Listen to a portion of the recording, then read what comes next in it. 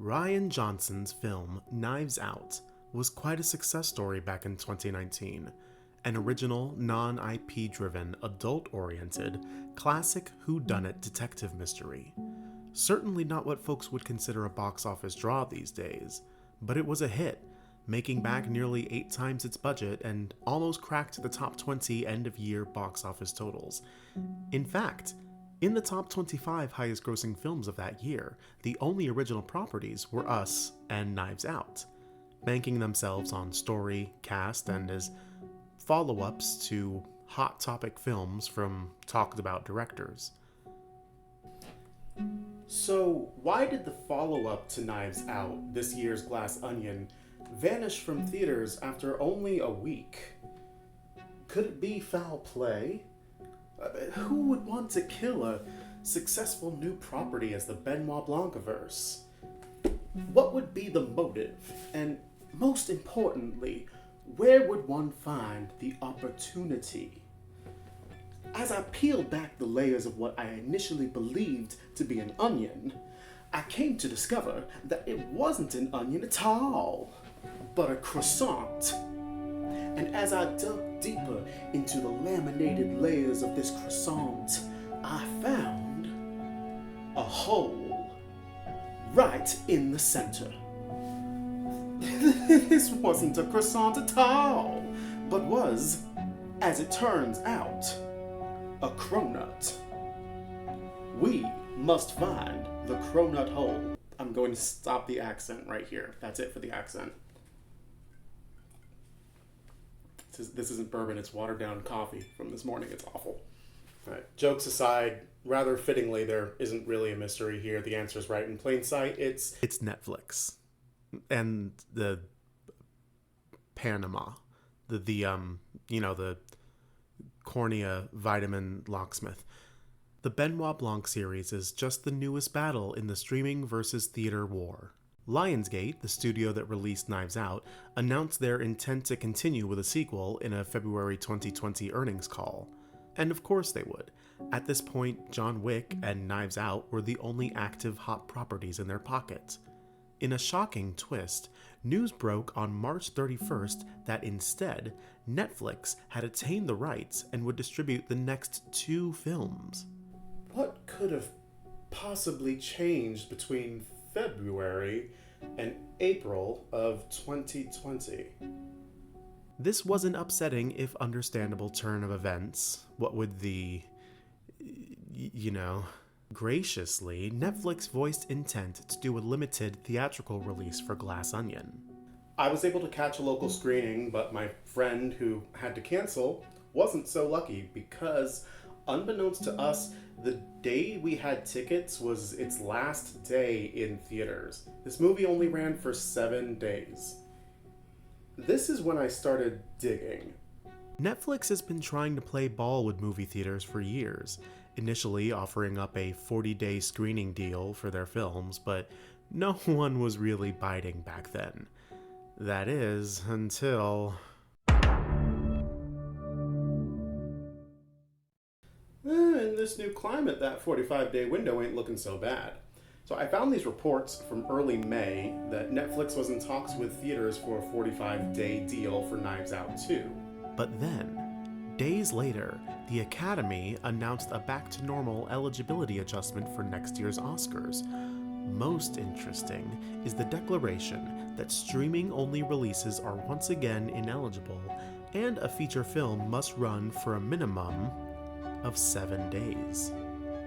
You mean, oh my God, of course! After this, Netflix inks a deal with the big 3 theater chains, and the streaming giant walked away with what we have now.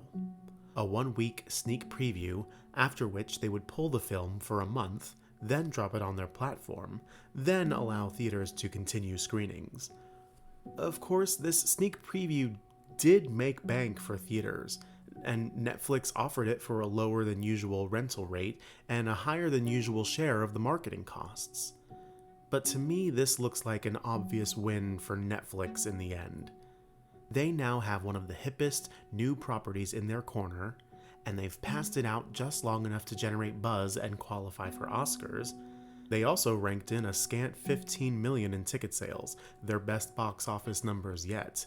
And now they're just sitting back, hoping to see new, returning, and continuing subscribers coming to seek this movie out. And once it's on Netflix, how many people are going to bother going to theaters to see this?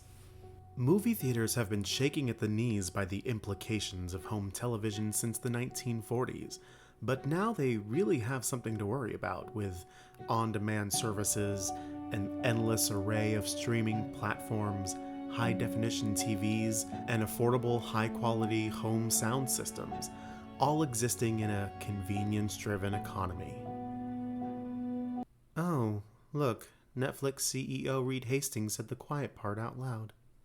Streaming services are likely at the end of their growth stage, but they're probably not going away anytime soon.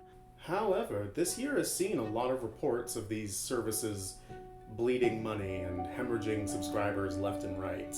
And you have big studios like Universal, Disney, Warner Brothers, and Paramount trying to get their own platforms off the ground, sometimes sacrificing box office success for subscription numbers. It looks as if Rian Johnson also understands what Glass Onion means in this war for our eyeballs. In an interview with Insider, the director revealed he's been attempting to negotiate a better theatrical deal for Glass Onion and the eventual third entry. No. Something's not right. It still doesn't add up. This doesn't solve the central mystery. How did this happen in the first place? How did this film, that was guaranteed to repeat, if not surpass its predecessor's successful theatrical run, end up being just another Netflix movie? Well, as it turns out, the culprit was the creator himself, Rian Johnson. Oh my God, of course! Lionsgate was ready to go. They thought everything was peachy keen. It appears that it was Rian and Ram, who owned sequel rights, who went behind Lionsgate's back and shopped around for a better deal with streaming companies in the wake of the 2020 lockdowns. Again, at the time the deal was made, it made perfect sense. But being a fan of Rian Johnson since Brick, I'll willingly admit he may have made a dumb decision. It looks like he made a Faustian bargain that he now regrets. He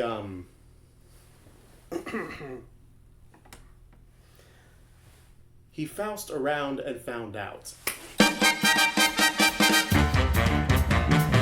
Of course, the biggest loser here is the small theater circuit that is completely shut out from getting Glass Onion. This only went out to 600 screens, playing only the busiest theaters of the top 3 chains in only a few cities. Smaller theaters and independent movie houses are special, wonderful places. If you have one in your neck of the woods, please support them when you can. And after December 23rd, if Glass Onion comes back to a theater near you, if you can safely, I encourage you to see it there instead of on Netflix. Honestly, it's too good for Netflix. It deserves to be seen on the big screen. There's still consideration to be had in filmmakers and studios playing nice with streaming services, but I hope next year and onward we'll see a concerted effort to take a step back. Warner Brothers' strategy with HBO Max made total sense in 2021, but as things have started to settle down this year, we've seen many directors and industry folk denounce the streaming-dominant model. And I support them. Especially you, Christopher Landon. Go off, King. I don't want theaters to become a place we go to just for the big CGI tentpole popcorn fare. I mean, of course we go to the theater for spectacle and bombast, but we also come to this place to laugh, to cry, to care, because we need that. All of us. That indescribable feeling we get when the lights begin to dim and we go somewhere we've never been before, not just entertained, but somehow reborn together. dazzling images on a huge silver screen. Sound I can feel. Somehow, heartbreak feels good in a place like this. Our heroes feel like the best parts of us, and stories feel perfect and powerful. It's here. They are. Head on over to arthouseconvergence.org for an incomplete list of independent movie theaters you can check out today. Thanks for watching. Be sure to like, share, and subscribe, and above all, stay spooky.